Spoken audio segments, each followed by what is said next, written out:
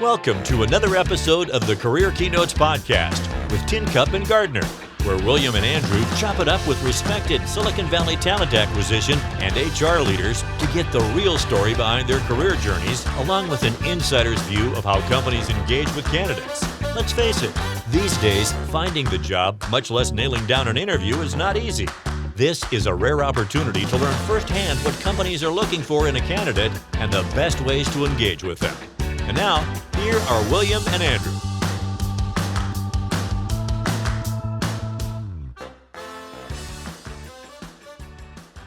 And we are recording. Hello, everyone, audience, producer Bev, William. I'm very excited about today's show. We have a very special guest.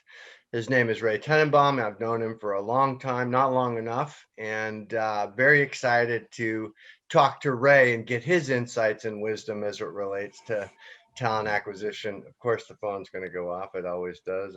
That's how it is in show business. So, Ray, welcome to the show. Thanks for having me, Andrew and William and Bev. Good to be here. Okay, so as all of you know, I like to talk in hyperbole. But why don't you, Ray, could you just take a minute and kind of tell the audience, give them some context and background about who you are and just a quick elevator story on Ray Tennenbaum? Sure. Really quickly, I'm originally Canadian from Montreal. Believe it or not, I have a chemical engineering degree, and I went to work for Procter & Gamble making Tide and Bounce in a factory many years ago. I actually out of nowhere then switched to go into marketing and worked in brand management at Kraft. So I have about half my career is in large consumer product companies. I also spent some time at Intuit and in management consulting. And then the other half of my career has really been in startups. So I've started about 3 companies and worked at 2 other startups, some of them more successful than others. And so I've done everything from product development, marketing, sales, raising money, and the way I got to know you, Andrew and William, is through talent acquisition. My previous company was in the candidate experience, specifically the interview experience area, where we created an app to allow candidates to know exactly what to expect when they went in for an interview ahead of time, learning more about the company, the people that they're interviewing with, and specifically the job. And even the best part was to actually give feedback about their experience when they were done. Now I'm on to another startup. So I've been doing some hiring and a lot in the recruiting space, but not the talent acquisition recruiting. So maybe we'll get into that a little bit later. 100%. What's out of all those experiences in your career, what's been your toughest assignment so far? My toughest assignment is trying to sell something that doesn't sell. So, I've worked in enterprise software for 2 or 3 of those examples. And fundamentally, the product that we were selling didn't solve a big enough problem, or it was too expensive in order for it to be economically profitable. And so the hardest thing is to try and sell a solution where the problem wasn't big enough for your solution to be paid for. Great answer. Andrew? Sorry, I muted myself. Ray, that's a lot. I did not know that about the chemical engineering. You're one of those guys that I want to hang around with because you're so smart, and then maybe some of it'll rub off on me. And as I hear your narrative on the startup with the candidate experience, I'm never not amazed. That should have worked. It was indecently brilliant, and it's almost like the MySpace versus Facebook. I just never understand why some things take off and soar and others don't. And that was a brilliant idea. And I guess maybe you just have a higher calling. Okay, well, so that's a lot of stuff there, Ray. So let's take a step back. And what are some things that you noticed as you about talent acquisition, dealing with talent acquisition people, whether they were sourcers or recruiters or leaders, just the industry as a whole? What are some of the takeaways that you discovered that surprised you, or maybe weren't intuitive, or that you were like, wow, that's kind of weird, I never knew that? The two real positives that I really took away was how much I really liked everybody in the talent acquisition space. So having spent a lot of time in the high tech and sales and venture capital community for a period of time, always going to talk to the talent acquisition folks, even when you were trying to sell them something, they were always so nice. And that was just such a pleasure to deal with the folks. I mean, anytime they turned me down, it was always for like a logical reason. They weren't just being, they were never mean about it. They were always Right. so wonderful. And they were sincere. They were just like you, Andrew. They were like all excited about the product. They were all excited about what it was that we were the problems we were trying to solve, but it just wasn't a big enough priority for them to say yes on buying things. But I love the people in talent acquisition.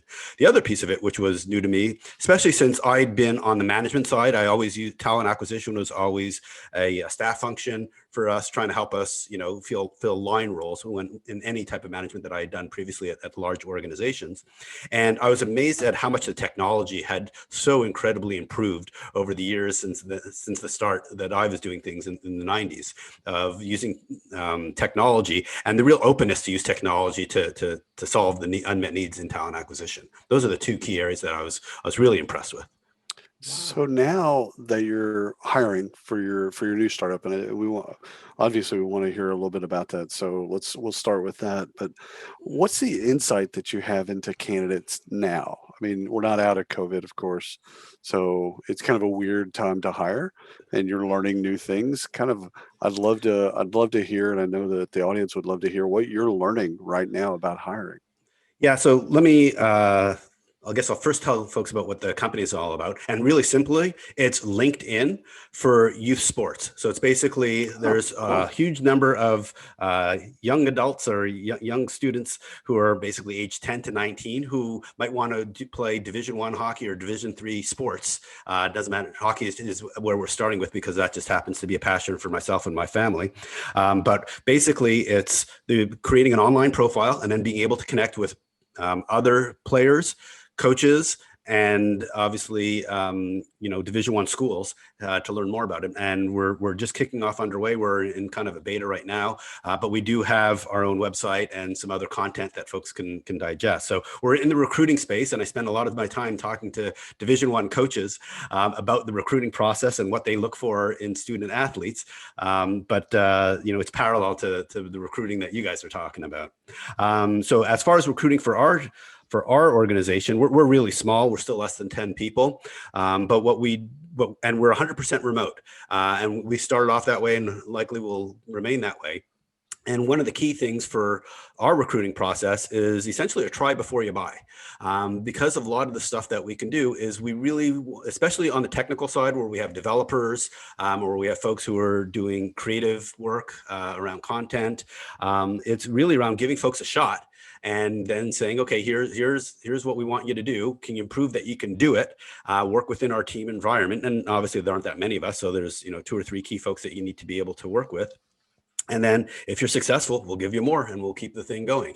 But we really try and set things up front with really a short interview cycle. Like, can you hold a conversation, especially since a lot of folks are international, how good is the quality of both written, like through Slack, and verbal through Zoom, so that you can do have any, you can, either written or visually, and then give them work and see how well they come back with it, and try and obviously scope it very narrowly so that that you can quickly come up and then make an assessment of move forward or move along. So Ray, your passion is obvious. I mean, you're smiling, you light up when you're talking about your startup, and I mean, we can talk about it offline, but love to do anything I can to support that. But I want to go back to something you said earlier about talent acquisition, people being nice, because I happen to agree with you. I've spent the bulk of my time dealing with talent acquisition professionals from, end to end. And it's so interesting because I think there's a perception that, well, first of all, companies always want to hire the right people in the war for talent, and it all starts with people, and there's a huge emphasis on that. But then a lot of people don't have that experience or that candidate experience. They don't feel the love or they don't see the love. You've worked with and partnered with a lot of talent acquisition people. What are some of the attributes of a talent acquisition person that you think make them really successful? At the end of the day, they got to care.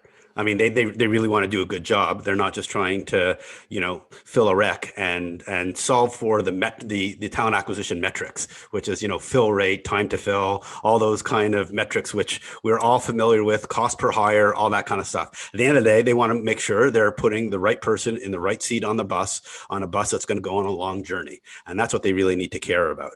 I have seen both. And it depends on the different levels of the organizations. But the ones that, stick out to me as the ones that really get it, and quite frankly, are still there several years now after I've, started in the talent acquisition space, those are the best ones with the highest Glassdoor ratings, et cetera, because they really care about putting the right person in the right seat on the bus. And they're willing to put in the time and not just solve for the TA metrics. I love that. Based on everything you've learned through all of your experiences, the culmination of your experiences, your degree, and all the stuff you did in the CPG, etc. How does that translate to the advice you give youth athletes? Like, how do you This is a really easy answer for me because I went through this yesterday. I love easy answers. So on my podcast, I had a former Olympian for the U.S. Olympic team back in 2014. And her advice was, you got to go out of your way to show that you know your stuff. And I played the episode for my daughter, who is now applying to look at different prep schools for hockey academies.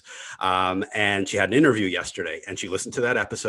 And between the time she listened to the episode and she had the interview, she spent about 2 hours doing the research on what questions should I ask, who am I meeting with, what do I need to know. And just to be clear, my daughter's 14 years old. This is a life experience for her of her developing some skills.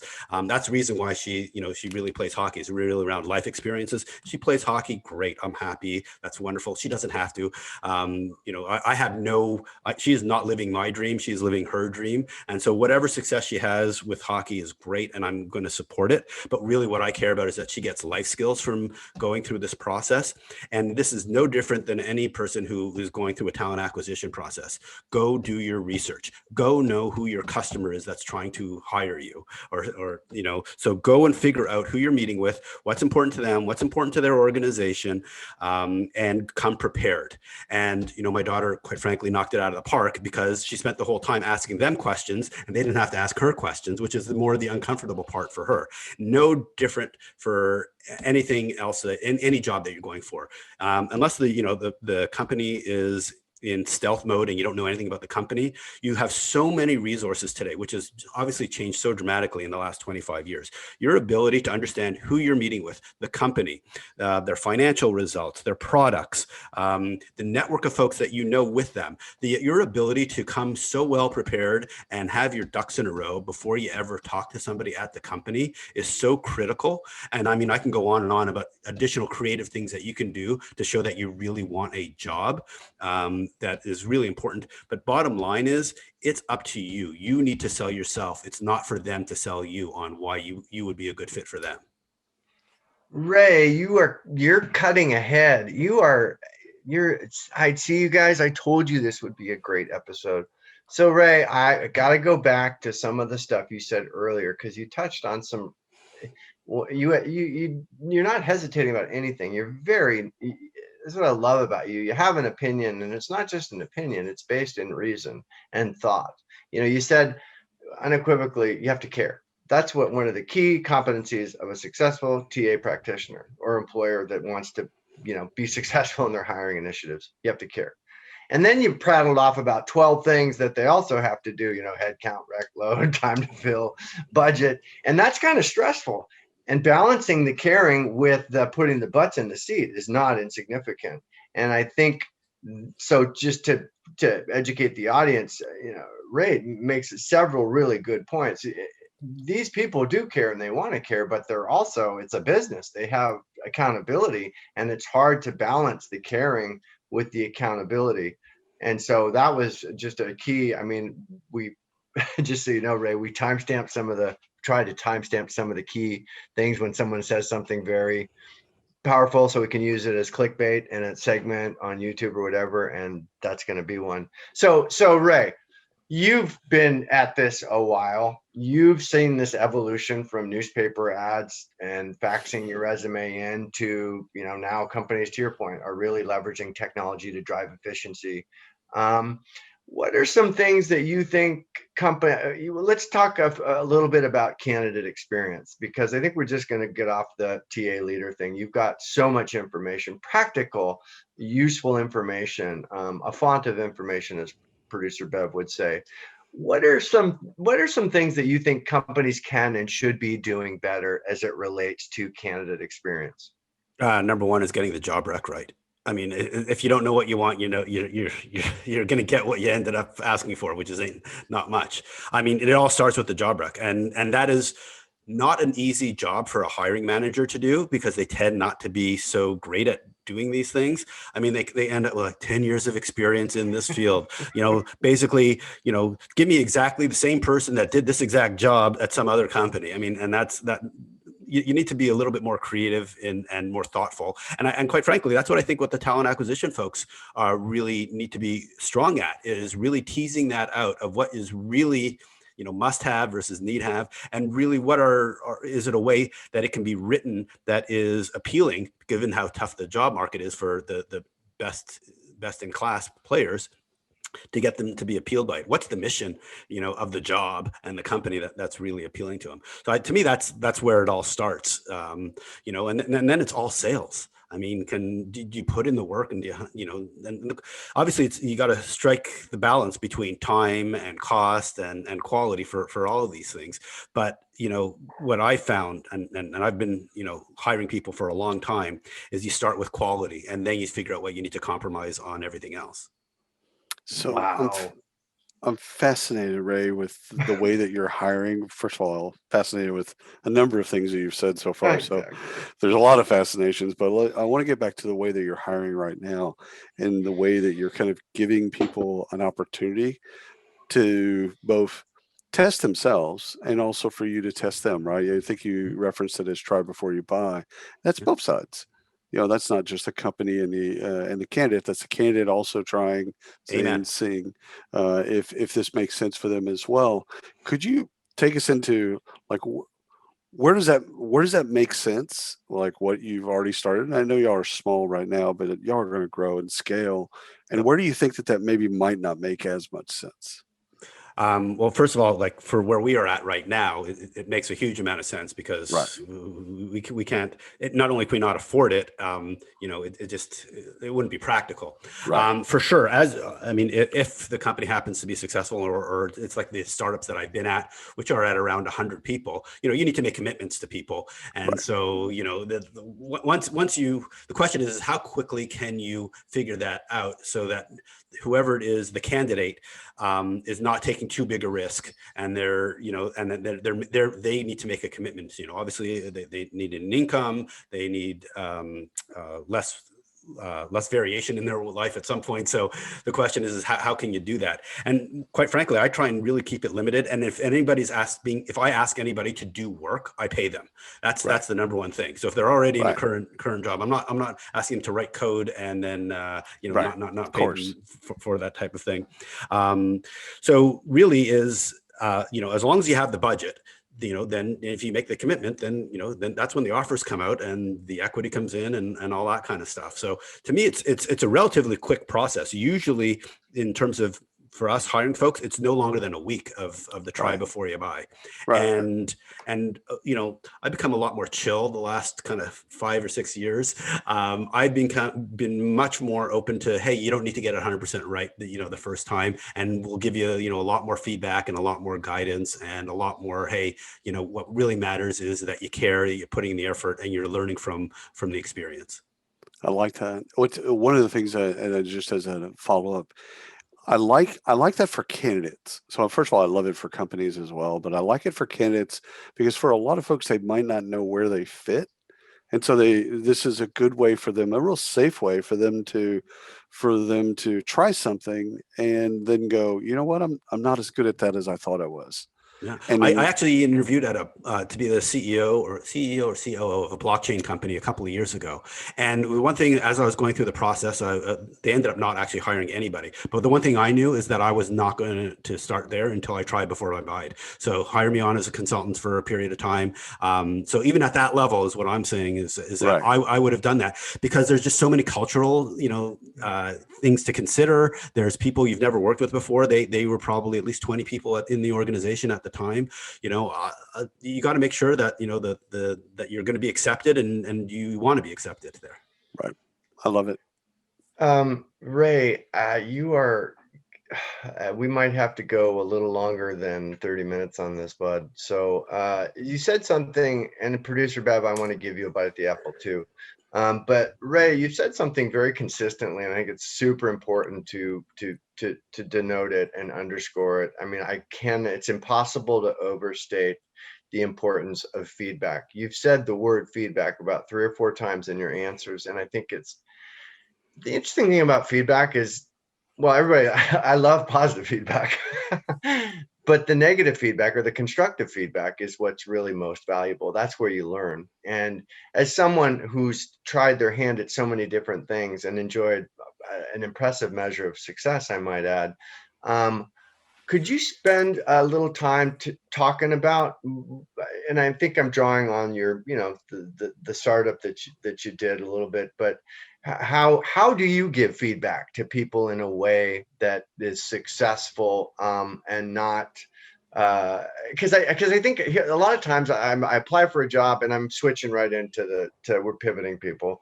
to the candidates. I'm a candidate, I apply for a job, I get interviewed, hopefully it's a structured interviewing thing, and then do a decent job at it, but I fail for whatever reason. You just called out like 6, maybe it's cultural thing, maybe who knows what it is, but I don't know, and I think it's me and they don't tell me. So what are some good ways that you think, and asking for feedback as a candidate too? I don't think people always ask for it because they don't want to hear the answer. So talk to me about Ray's philosophy around feedback.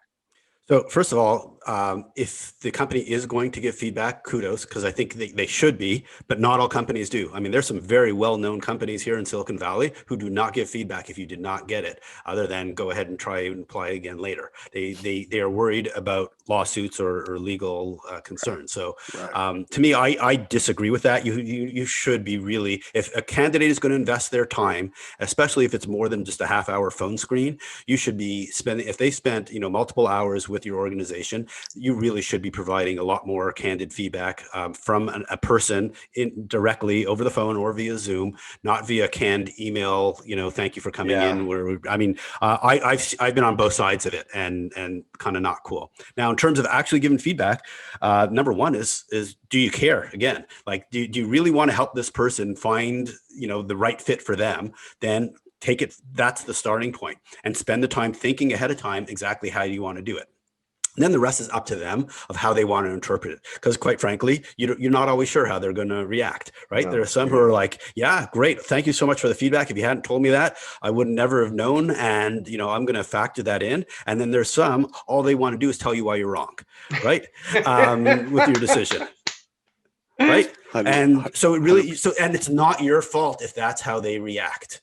Right. I mean, that's on them, not on you. So if you really care and you're doing the best you can to give the feedback, hopefully they're mature enough to, take it in the right way and not pick on the exact word you may not have said perfectly, or the, exact example percent. You need to look, and quite frankly, this comes with maturity and experience, and I've kind of gotten there. I was not always as you can see I'm pretty transparent and pretty straightforward. I was a lot more blunt and a lot less sugarcoating when I was younger. But now, because I'm much more comfortable in my skin and I kind of realize it, and I'm way more empathetic than I've ever been with really wanting to help other people succeed, because I'm at a place right now where I'm, working in a role where I'm really happy. I feel no pressure. If the company succeeds, great. If it doesn't, great. But it's unbelievable how easy it is to be nice, caring, and give great feedback when you're really coming from a good place and you really are really about helping other people, as opposed to only thinking about yourself and saying, well, you're not good for me.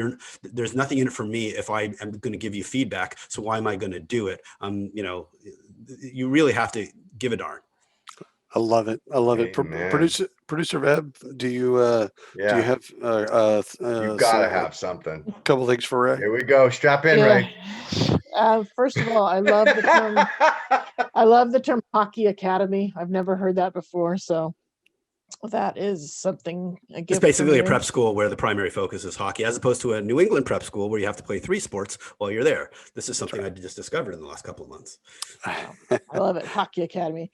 And my question for you is: when you were in the chemical engineering world, interacting with other engineers, did Yes. that shape or help you develop a different sense of being in TA when dealing with engineers?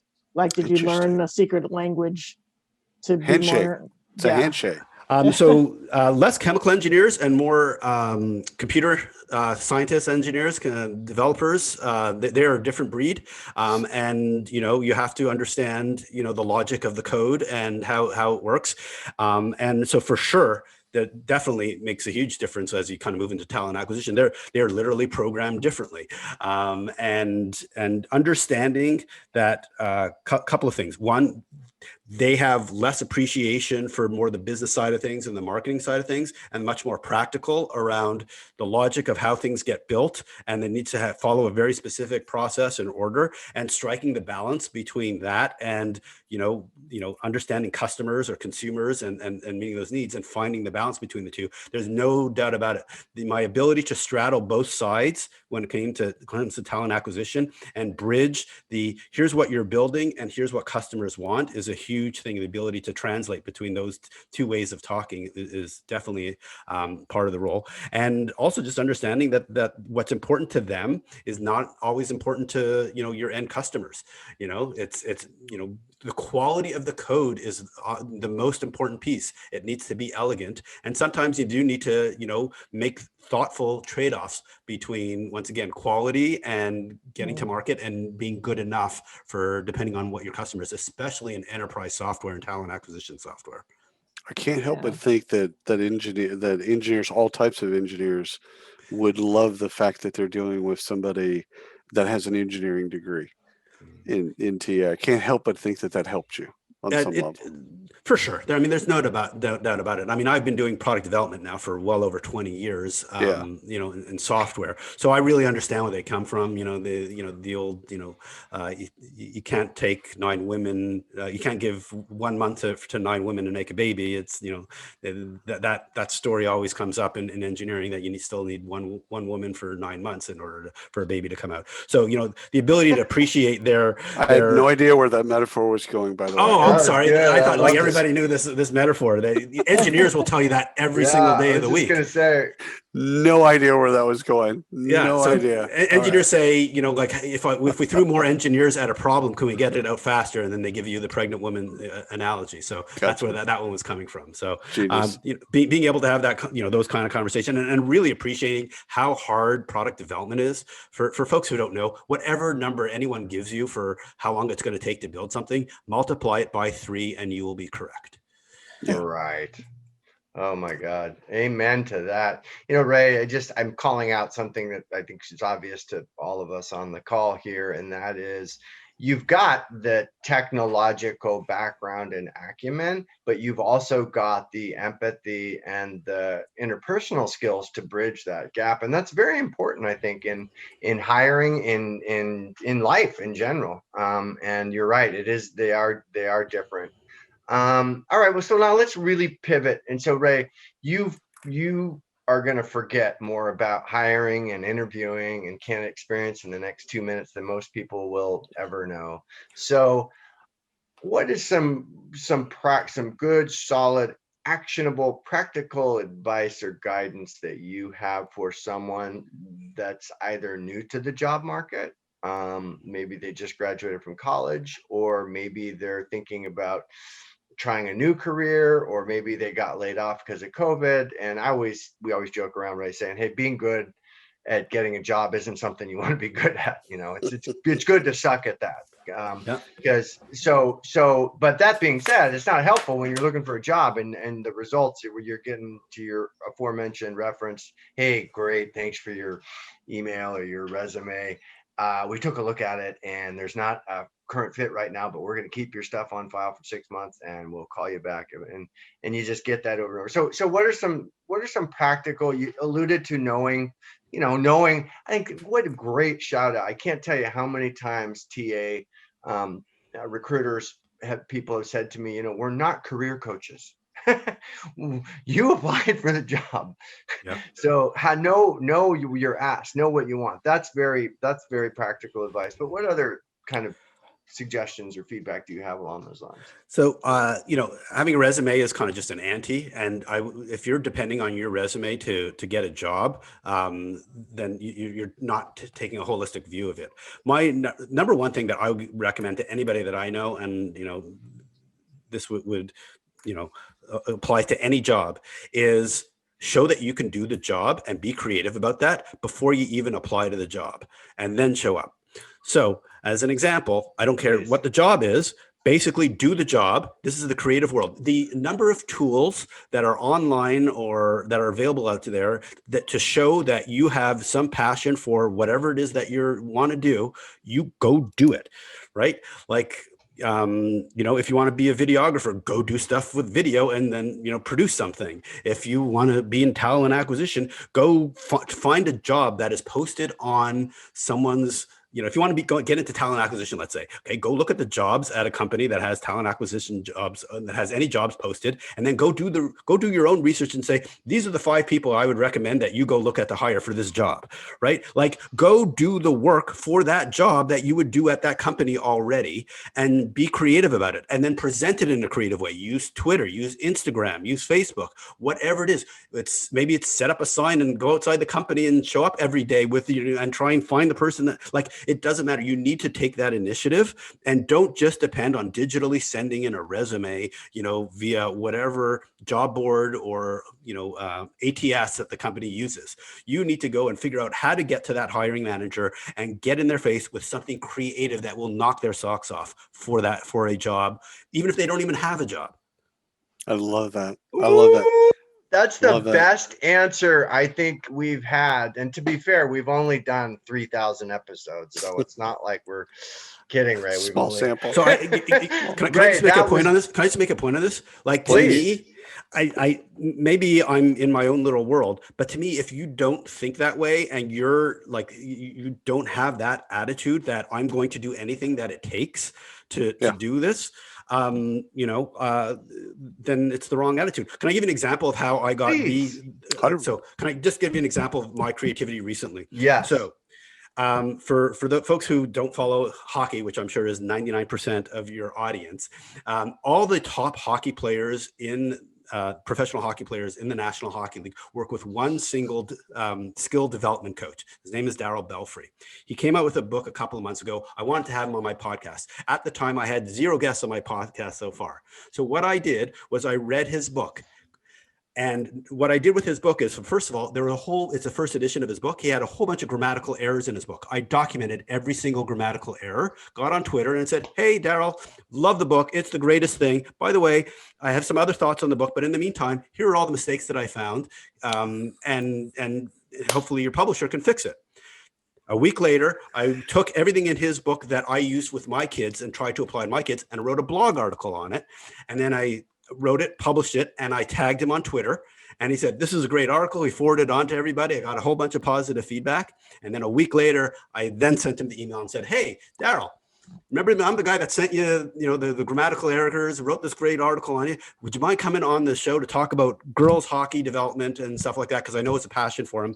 His daughter's going to college, come in and talk about only girls hockey and your daughter's college recruiting process. Took him less than an hour to say yes. And obviously it's my most listened to podcast that I've ever had. And he didn't know me from Adam. I have no hockey background, really. And this is how I got, the top hockey development coach onto my podcast.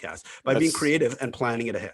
That's a hustle. That's the hustle within the hustle right there. Genius. So last question for me is twofold, and you can take them in either way or not take either of them, by the way.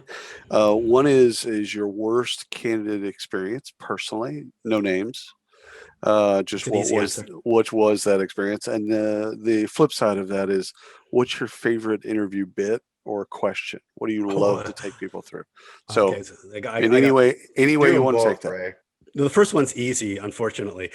So I had such a bad kind of experience working at one of the interviewing at one of the really well-known companies here in Silicon Valley, where I got introduced through my network to come in. They never actually gave me the job rec, what I was coming into, but I was meeting with all the head VPs for it. And they were just like, hey, da, da, da, da, da, da, da. And then after I met with 3 VPs, one marketing, one sales, one product.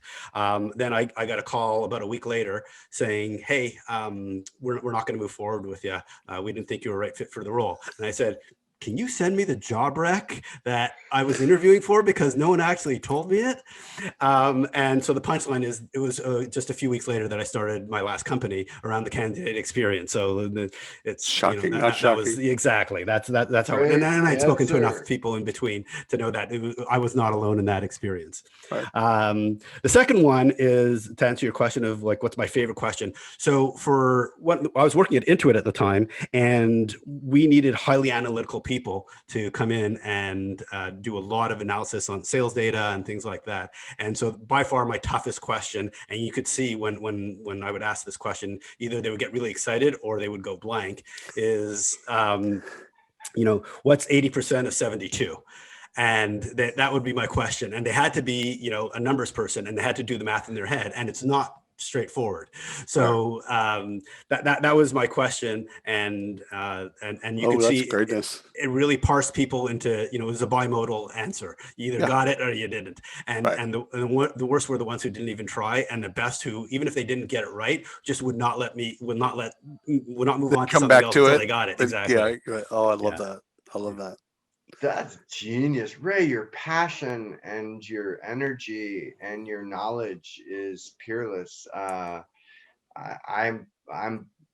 blown away, and I know we're over time. We usually do this bit at the end of the show, Ray, where we say, could you retell kind of an awkward, not inappropriate, but something, HR is such a it's the backstop for everything, right? All the problems, all the issues, all the, and people have said, hey, somebody brought their dad with them to the interview. Or so if you have a interesting, unusual HR story that you want to share, you can, but you've kind of covered all the bases and really just knocked it out of the park. So, I mean, we can tap out right here, but if you have a kind of a silly HR story that you want to share, and you can anonymize it, obviously. Oh, off the top of my head, I can't remember one. Quite frankly, it's been a while since I've done a lot of interview, like me being interviewed. So it's a little tough for me on that one. No, you've done great. Can I tell you this, folks, are the one that the interview process that clearly had the biggest impression on me? Please. Oh, yeah. Absolutely. Okay. So the first company that I worked for out of school was Procter and Gamble, and their hiring process was nothing like I've ever seen before. They have what they call their 8 what counts factor. So there are 8 skills, core competence that they look for. And I mean, I can almost recount them off the top of my head: leadership, priority setting, problem solving, initiative, creativity, teamwork, and I'm missing one, but technical skills. So I to this day, I remember exactly all 8, and it's been 20 something years. And their ability to extract from you examples on each one of those 8 attributes for the entire 2 days that you interviewed, to go story after story, example after example on those 8 attributes, really stick out to me. And they made you prepare ahead of time, knowing they told you ahead of time, this is what we're going to ask you on. And so you had to go find stories, examples, and prepare exactly how you're going to, set up the problem, describe what you did. Here's the implication of what you did. And that has stuck with me forever since. Did you go down to Cincinnati for? So I was in Canada. So I actually went to Brock area, which was So what years was this about ish? 92 to 94. Okay, so I was just a couple of years behind you, but I went through the same process, and it was for international market research, because P&G has their own market research philosophy and methodology, right? Not shocking. And I'd worked at Walmart for years, and so they wanted to use the retail experience, but also kind of teach me, quote unquote, market research the P&G way. And so I went through the exact same interview. but Yeah. in Cincinnati, not in Canada. But you all 8 attributes. All Did I 8 get them all right? attributes. Oh my God, Exactly. yes. Oh my, and it was fantastic. I went through the CIA interview as well for internship, I can tell you that the P&G was the second hardest interview process that I went through, but it was fantastic. I remember all 8 of those just like it was yesterday. Yeah. It was a really, really great experience. Not shocking that they get quality people. Well, yeah, I mean, and clearly it made an impression on you, Ray, because you remembered it so clearly. And I think it's a great example, audience, of how some companies are so well prepared and so clear on what they're looking for, and some aren't. And I loved your comment, Ray, about, I think one of the things we don't learn, or it's not taught in school and sometimes in life, is how to advocate for yourself, how to advocate. I mean, common sense, it turns out it's not so common, and it's interesting because you are so bright and so successful, and I'm not just patronizing you. It's obvious. We'll edit all this And part yet out you're later. still, hey, you're not beyond reproach. You're like, hey, this is what I don't know the square, whatever that algorithm. I was gonna grab my phone, but I didn't 80% wanna of look like 72. dope. But that's really cool. So if Ray has to do that, or Ray's prepared to do that, then by golly, you can do it too. And I have nothing but compassion for people that don't. So to have you, someone said to me the other day, and it really stuck in my mind, people say practice what you preach, just preach what you practice. How about that? And you do that, Ray, and you do that really well. So I guess producer Bev, do you have any more questions? Are you good? Okay, so Ray, you can, I think you've already said it, but I'm gonna give you one more bite at the apple. You get one more chance to leave the audience with one, and it's the candidate side of the audience. One last bit of, hey, if nothing else, know this, or remember this, or take this into consideration. What is that? Just remember, it's a two-way street.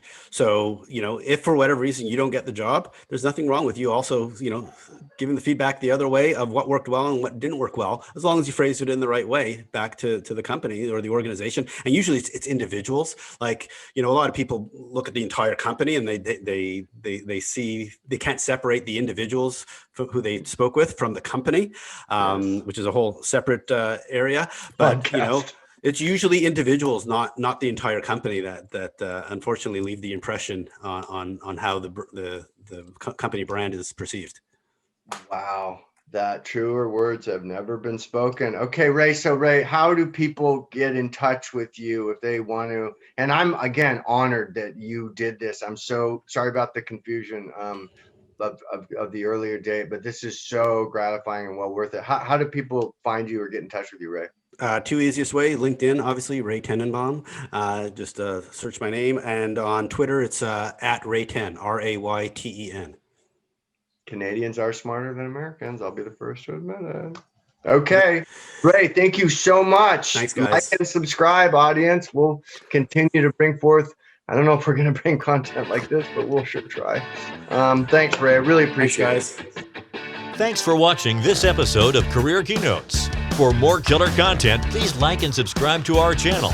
We welcome all comments and questions and are grateful for any input regarding future content, topics, and guests. We look forward to seeing you on the next episode.